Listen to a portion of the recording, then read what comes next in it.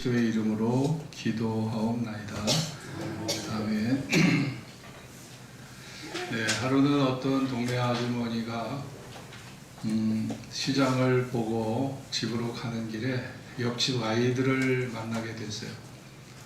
형제인데 이 아이들이 참 인사성이 너무 바른 거예요. 그 엘리베이터에서 그 아줌마를 보자마자 아주 꾸벅 인사를 합니다. 얼마나 예쁘던지 시장 바구니에 있는 자두 세 알을 그 동생에게 주었어요. 야, 이게 니네 맛있게 나눠 먹으라. 그리고 줬습니다. 아이가 2명이면 4알을 줘야 맞잖아요. 근데 묘하게 딱 3알을 준 거예요. 근데 내가 그 자두 3개를 갖고 이제 집에 왔는데 동생은 옆집 아줌마가 나한테 준 거니까 형한테 하나 줄 테니까 내가 2개 먹고 형이 하나 먹으라는 거예요. 그랬더니 형이 뭐라고 그러겠어요? 야, 내가 너보다 키도 더 크고 배도 더 커. 2개 내가 먹고 너 하나, 너 동생이잖아. 그리고 하나를 자기가 동생한테 주면서 자기가 2개를 먹겠다는 거예요. 자, 자두가 없었을 때는 정말 둘이 사이좋게 잘 놀았거든요. 근데 이 자두가 생기면서 싸움이 붙은 거예요. 그래가지고 뺏으면서 거기서 울음소리가 나고 시끄러운 소음이 들리고 두 아이가 원수가 되는 그런 상황이 벌어진 거예요. 여러분, 우리가 가정에서 자주 일어나는 일입니다. 뭐 남매를 키우든지 두 아이 형제를 키우든지 이런 일이 너무 자주 일어나요. 그런데 그거의 확대판이 세상입니다. 그거의 확대판이, 확장판이 세상이에요. 뭐 세상 사는 게 다르지 않아요. 그 아이들이 싸우는 확장판이 세상이라니까요. 국제 질서가 그렇고요. 사회 질서가 그렇고 국제 관계가 그래요. 다 그거의 확장판들이에요. 똑같습니다. 세상이 다르잖아요. 왜 하나님께서 우리 인생을 불행하게 하실까? 도대체 불행의 원인은 뭘까? 하나님이 우리를 이렇게 불행하게 하시는 이유가 뭘까 찾아보면은 오늘 성경을 보면 하나님이 인간을 시험하지는 않으신다.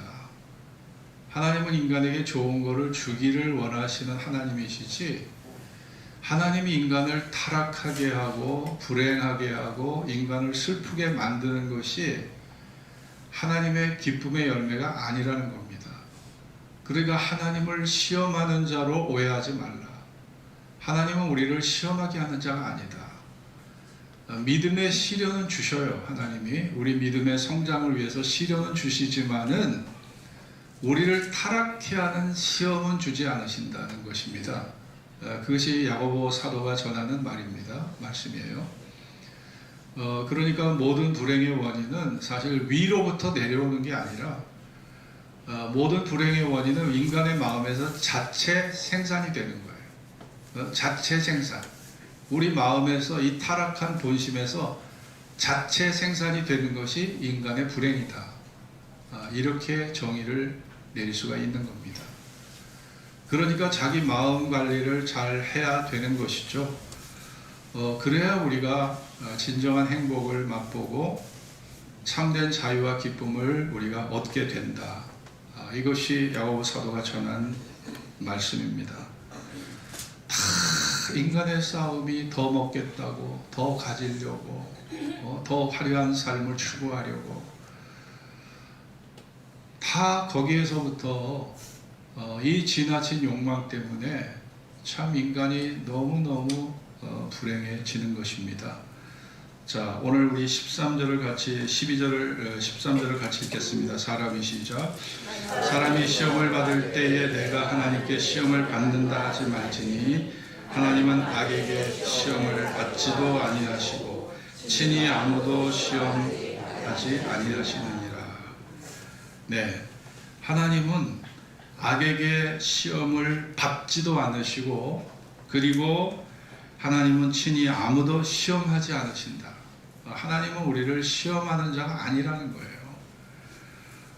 그러니까 하나님을 시험하는 자로 오해하지 말라는 겁니다.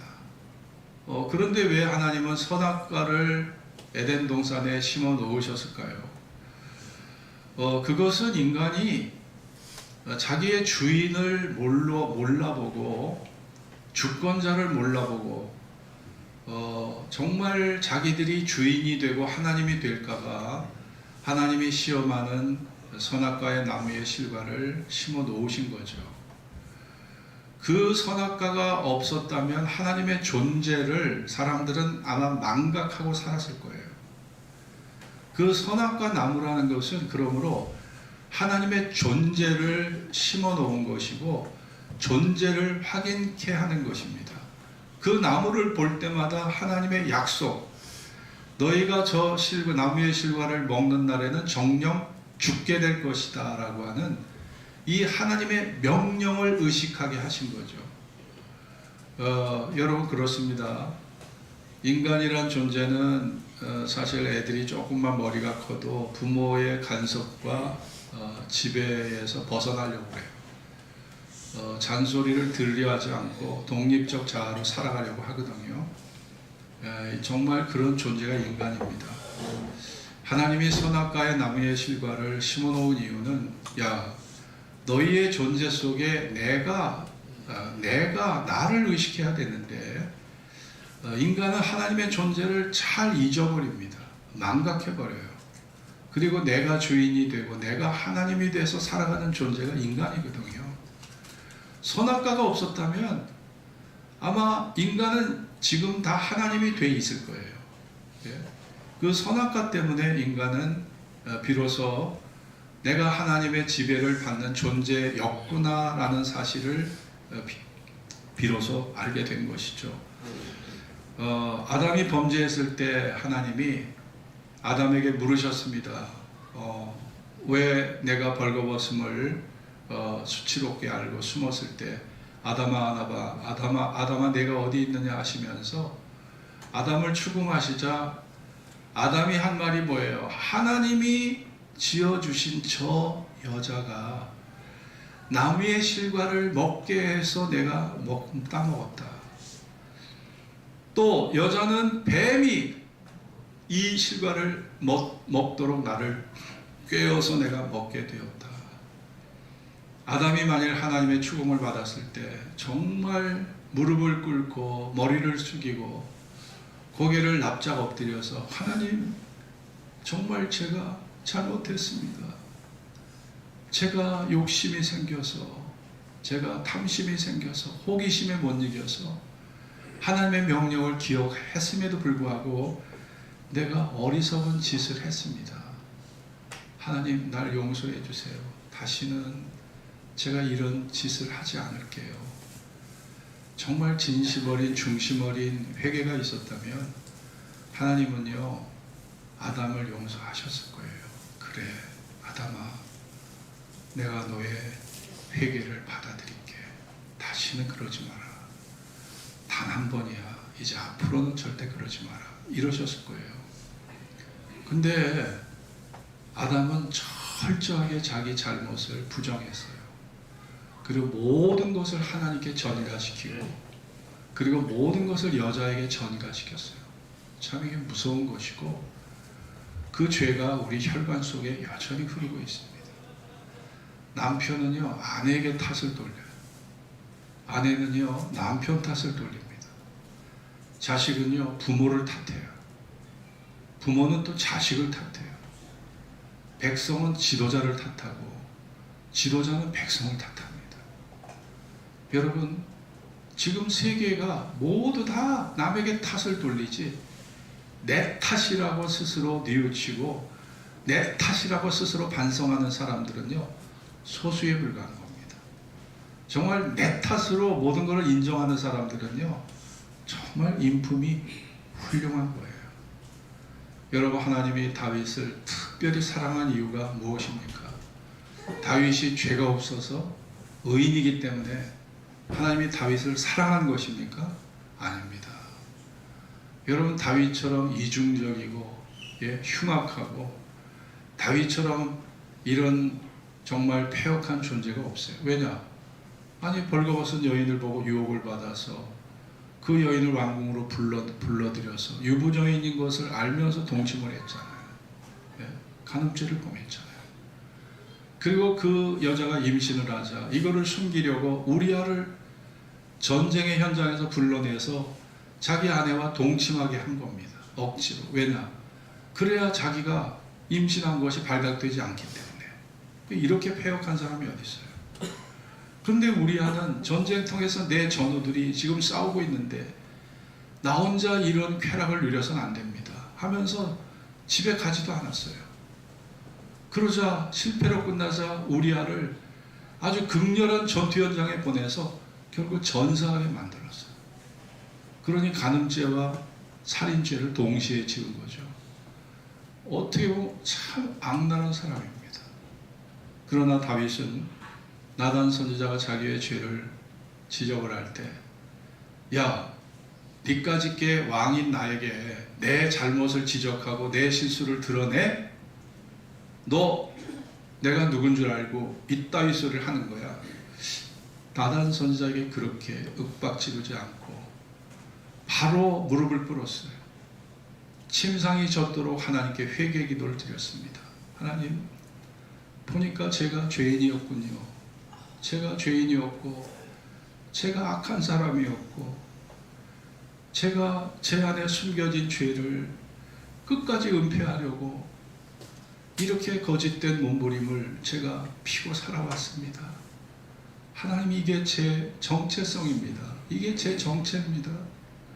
제가 이런 사람이고 제가 이런 한계 속에서 하나님에게 도움을 구하니 하나님, 나를 용서해 주십시오.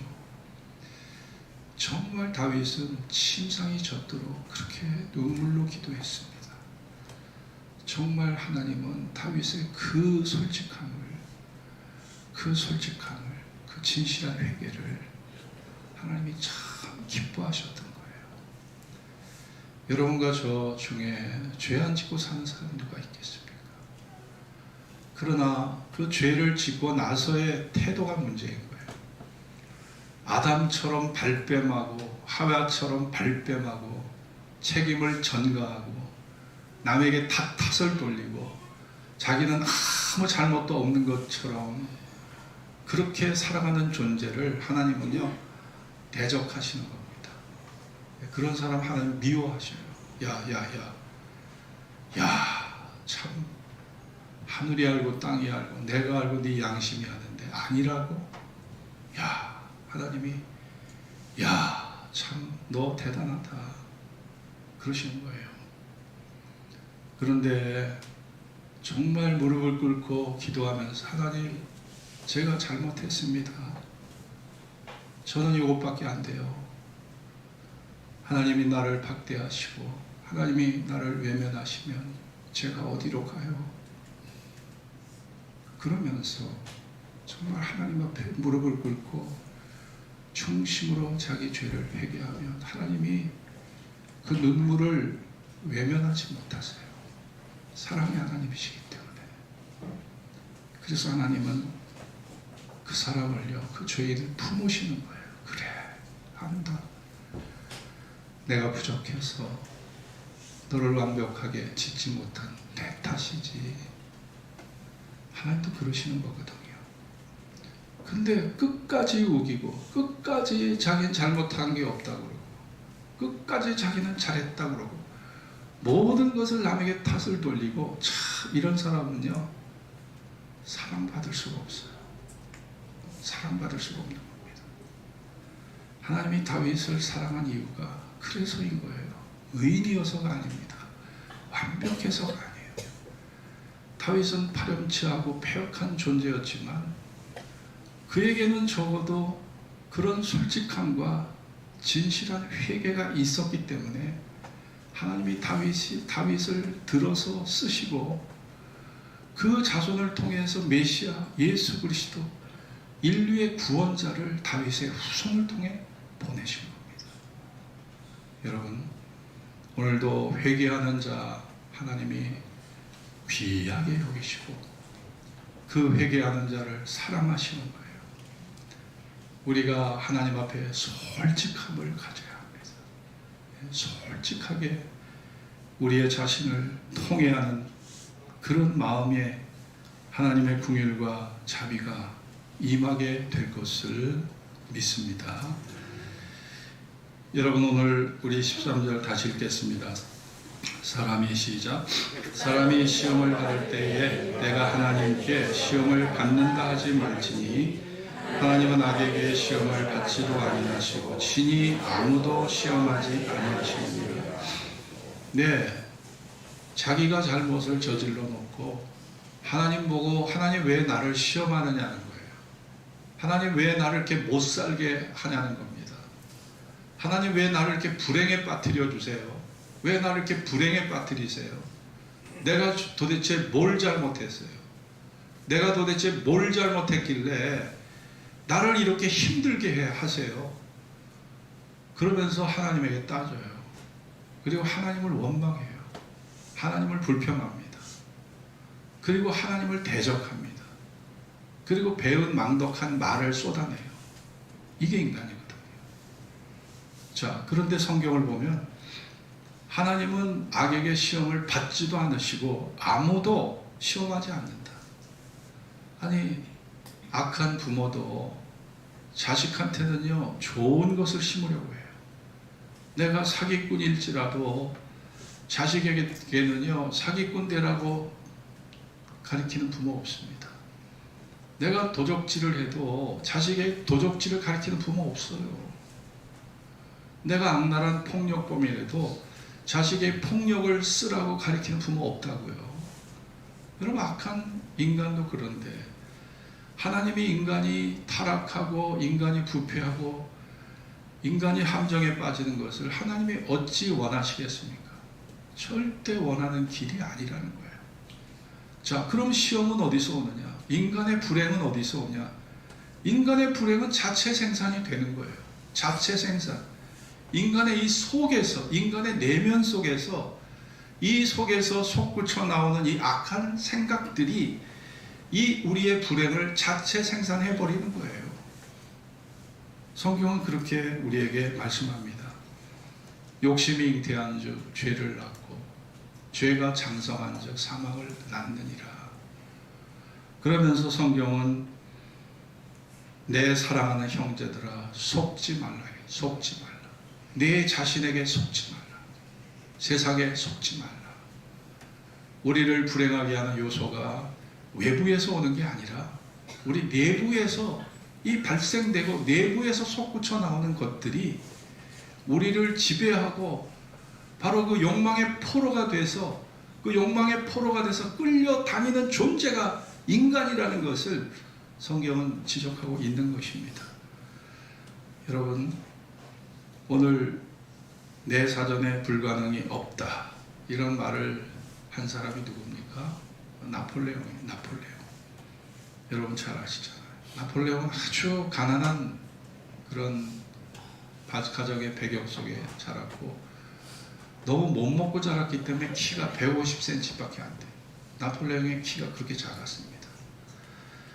그런데 프랑스 황제 자리까지 올랐어요. 포병대 장교가 스스로가 대관식을 해가지고 프랑스의 왕이 됩니다. 왕이 돼. 예? 그리고 유럽의 절반을 정복한 불굴의 정복자가 되어버려요. 여러분, 군인으로서, 정치인으로서, 황제로서 다양한 업적을 이룬 이 나폴레옹 보나파르트. 나폴레옹 보나파르트는 마지막에 세인트 헬레나 섬에 6년간 유배돼서 살다가 1821년 5월 5일 날 숨을 거둡니다. 그는 군인으로서 총 61차례의 전투를 치러요. 그리고 마렝고 전투에서 12,000명이 전사합니다. 그리고 아우스터리츠 전투에서 16,500명이 전사해요. 나폴레옹을 따르다가. 그리고 브로디노 전투에서 71,000명이 전사합니다. 그리고 그 유명한 러시아 원정에서 46만 명이 전사를 해요.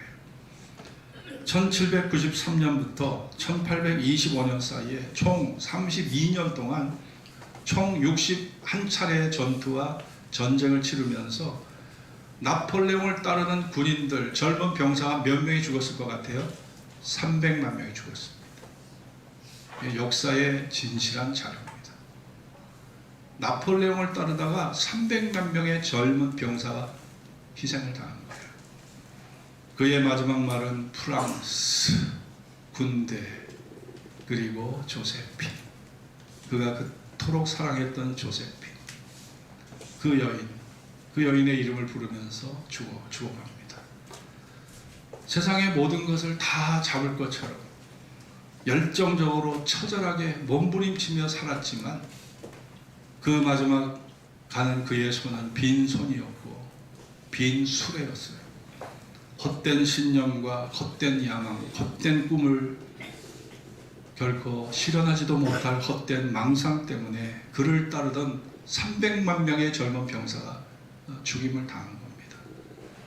여러분, 그런데 이것이 나폴레옹뿐이 아니었다는 거예요. 히틀러 보세요, 히틀러. 히틀러는 게르만 민족 중심의 천년 왕국을 세우려고 했습니다. 그리고 그 헛된 망상으로 1939년에 폴란드를 침공하면서 세계 제2차 대전이 일어나요. 1945년까지 6년 동안의 세계 제2차 대전이 벌어집니다. 이 미치광이 한 사람 때문에 이 전쟁에 동원된 병사만 1억 1천만 명입니다. 이 전쟁에 1억 1천만 명의 병사가 동원됐어요. 그리고 전사자가 2,700만 명이에요. 민간인 희생자가 2,500만입니다. 최소 사망자가 5,200만 명이에요. 어떤 역사학자들은 2차 대전의 희생자를 7,500만으로 보는 사람도 있어요. 그러니까 최소 5천만 명 이상이 죽은 거예요. 여러분, 하나님이 인간을 시험한 겁니까? 아니면 인간의 내부의 광기가 이러한 불행과 파괴를 가져온 것인가? 생각을 해보세요. 인간의 마음의 광기가, 야심이, 인간의 마음에 숨어있는 죄성이 얼마나 무서운 것인가를 인류 역사가 우리에게 교훈하고 있지 않습니까? 여러분, 그런데 여전히 나폴레옹의 길을, 여전히 히틀러의 길을 가는 사람들이 세상에는 아직도 너무 많아요. 여자보다는 남자가 더 많습니다. 9대1로. 여자들은 그렇게 야심을 품지 않아요. 여자들은요, 90%가 평화주의자들이에요. 예? 집안에서도 보면 여자는 평화스럽고 다 양보해요. 여자가 평화스러운 거는 다 자기가 양보하고 이해하고 희생하고. 아마 세상에 여자만 있었다면 이렇게 세상이 시끄럽진 않을 거예요. 여자들은요, 그렇게 희생하고 양보하는 그런 아주 착한 면을 갖고 있어요. 근데 남자들은 엉뚱한 거에 야심을 갖고서, 엉뚱한 거에 양심을 갖고, 엉뚱한 거에 목숨을 걸고, 또 이게 남자야. 그러다 보니 세상이 시끄러워요. 세상이 시끄럽고, 세상이 늘 전쟁이 끊일 날이 없는 게 여자 때문이 아닙니다. 남자 때문이지. 여자들은 겁이 많아서 전쟁을 하려고 하지도 않아요. 근데 남자들은 이 욕심에 눈이 뒤집혀지면은 자기가 죽을 것도 모르고 달려드는 게 남자입니다. 그래서 세상이 시끄러운 거예요. 러시아의 푸틴이 여전히 그렇고, 북한의 김정은이 여전히 그래요. 인간사 속에, 사회 속에서 벌어진 불행 중에 보면 10%가 교만 때문에 불행이 벌어져요. 10%는요, 혈기 때문에 벌어집니다. 5%는요, 시기와 질투와 원한 때문에 벌어집니다. 5%는 자연재해, 우연한 사고가 5%입니다. 60%는 탐욕 때문에 벌어집니다.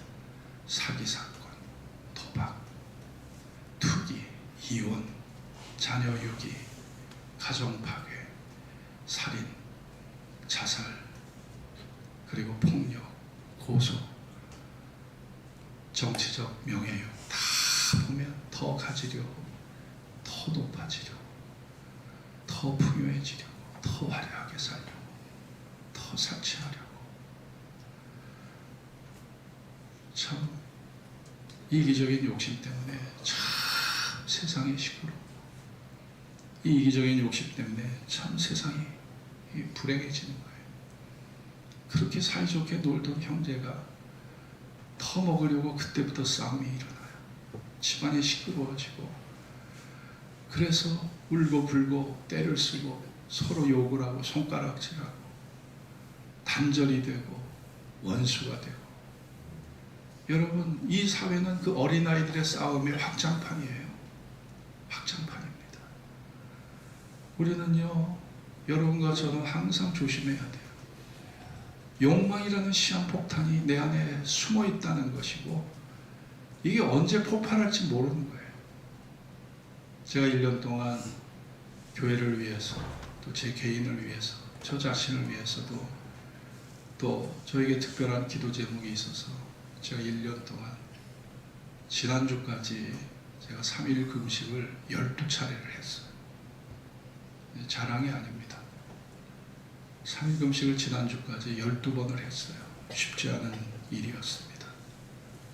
근데 제가 그렇게 간절히 기도하고 그렇게 간절히 부르짖고 최선을 다해서 기도했는데, 하나님이 제 마음속에 강 목사, 교만을 버려, 너 욕심을 버려.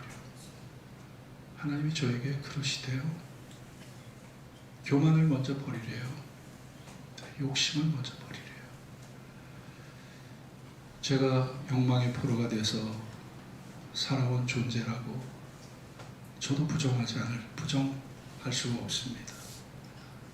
하나님이 우리에게 행복의 에덴 동산을 주셨지만 욕망에 사로잡히는 순간 그 에덴 동산이 내 눈앞에서 사라지더라고요. 저는 그런 것을 한없이 느꼈습니다. 여러분, 하나님이 여러분 나름대로의 다 에덴 동산을 주셨어요. 근데 그 에덴 동산이 욕심을 부리는 순간 여러분 눈앞에서 사라집니다. 이게 영적 원리고, 여전히 나를 훈련하신 하나님은 여전히 그 원리로 우리를 훈련하고 계시다는 걸 아셔야 되는 거예요. 여러분, 우스갯소리입니다. 나이 50대 접어든 부부가 있었는데, 어느 해 결혼 기념일 20주년 때 케이크를 자르면서 둘이서 오붓하게 촛불을 켜고 결혼 기념일을 축하하는데, 천사가 나타나서 하나님의 명령을 받고 이 집에 왔는데, 하나님이 이 집의 소원을 나보고 들어주시라 하더라. 그러니 부인부터 소원을 얘기하라고 천사가 말을 했어요. 천사가 그런 말을 하니까 부인이 얼마나 좋았겠어요. 손바닥을 막 치면서 어머 막 그러면서, 저는요 우리 남편하고 그동안 집만 마련하느라고 제주도 한 번을 못 갔어요. 저는 남편하고 세계 일주 한 번 가고 싶어요. 그러자 우리나라 최고 여행사 롯데관광 전 세계 일주 티켓 2장이 다 손에 쥐어진 거예요. 이거 보면서 막 어머어머하고 막 좋아하는데, 남편에게 천사가 묻습니다. 당신에게는 어떤 선물을 드릴까요? 그랬더니 남편이 이렇게 보면서 막 부르는 거예요. 저 구석에 가서 천사 귀에 대다고 말합니다. 나요 30세 젊은 여자하고 살고 싶어요. 30세 젊은 여자하고 살고 싶대. 아니, 천사가 고민에 빠졌어요. 하나님이 반드시 이 가정에 선물을 주라고 하셨는데, 아니 그러면 남편의 입장도 있지만 아내의 입장도 있잖아요. 그러면 30세 젊은 여자하고 살려면은 이혼하는 수밖에 없잖아요. 근데 천사의 마음에 딱 한 가지 아이디어가 떠올랐어요. 이 가정을 지키면서 이 두 부부를 행복하게 사는 것, 딱 한 가지 방법이 뭘까요? 남편을 30세 늙게 한 거예요. 그래서 50세가 80세가 됐대요. 그래서 그 소원을 이루어졌다는 말이 있는데, 자, 욕심이 문제입니다. 참 우리가 살아가는데 참 욕심이 문제예요. 근데 이 욕심이 70세가 돼도 안 떨어져. 80세가 돼도 안 떨어져. 노욕이 또 생겨. 내 길이 저 무덤 앞에 이제 내 길이 보여요. 내일 무덤에 들어갈 순간인데도 불구하고 여전히 인간은 욕심에 사로잡혀 살아요. 야, 이게 인간입니다. 그러니 여러분, 정말 우리가 사람이 시험을 받을 때 내가 하나님께 시험을 받는다 하지 말지니 하나님은 악에게 시험을 받지도 아니하시고 친히 아무도 시험하지 아니하시느니라. 오직 각 사람이 시험을 받는 것은 자기의 욕심에 끌려 미혹 때문이니 욕심이 잉태한 즉 죄를 낳고 죄가 장성한 즉 사망을 낳느니라. 여러분, 정말 여러분이 에덴 동산을 지금 누리고 있는 에덴 동산을 유지하고 싶다면 우리는 욕심을 버리고 더 낮아지고 더 겸손해야 합니다. 그리고 하나님이 주신 소박한 것들을 소중히 여기셔야 돼요. 여러분들이 계단을 올라올 수 있는 이 건강만으로도 감사한 거예요. 이 계단을 못 올라와서 예배를 못 드리는 우리 노인분들이 많이 계시거든요. 이 계단을 올라올 수 있는 건강만으로도 여러분 감사하신 거예요. 아침에 내가 숟갈을 들고 젓갈을 들어서 내 입에 음식을 집어넣을 수 있는 이 건강만으로도 감사한 것이고요. 사람을 알아보고 기억할 수 있는 건강만으로도 감사한 것이고, 내가 이렇게 일할 수 있는 것 있다는 것이 감사하고, 내가 섬길 수 있는 교회가 있다는 것이 감사하고, 진리의 말씀으로 내가 관리를 받고 있다는 것이 감사한 겁니다. 여러분들이 이 소박한 것의 소중함을 느끼면서 여러분이 늘 마음에 감사를 품고 산다면 여러분 마음에서 행복이 피어오를 거예요.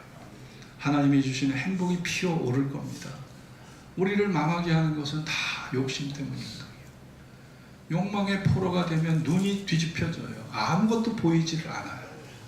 자기도 못 보고 말씀도 못 보고 모든 경계가 모호해지면서 미친 듯이 살다가 결국은 나중에 내 인생 헛살았다고 스스로 고백하는 불행한 존재가 되어버리는 것입니다. 우리가 후회 없는, 그리고 탄식 없는, 내 인생을 잘 살았다고 마감할 수 있는 그런 존재가 되려면 마음의 욕심을 비우고 하나님의 진리로 마음에 그 진리의 말씀과 깨달음으로, 지혜의 말씀과 깨달음으로, 소망의 믿음으로 내 영혼을 채워가는 이러한 은혜가 저와 여러분들에게 있어지기를 주의 이름으로 축원합니다. 기도하겠습니다. 오늘 주신 말씀을 우리가 붙잡고 기도합시다. 세상이 왜 이렇게 시끄러운가요? 그 시끄러운 불행의 요인이 도대체 무엇인가요? 하나님이 인간을 타락시키고 인간을 시험하고 인간을 불행의 늪에 빠지게 하는 존재인가요? 하나님은 그런 심술 맞은 존재이신가요? 성경은 아니라고 말합니다. 이게 다 내재된 너희의 욕망 속에서 비롯된 기인한 것이지 왜 그 탓을 나에게 돌리느냐? 오해하지 말라.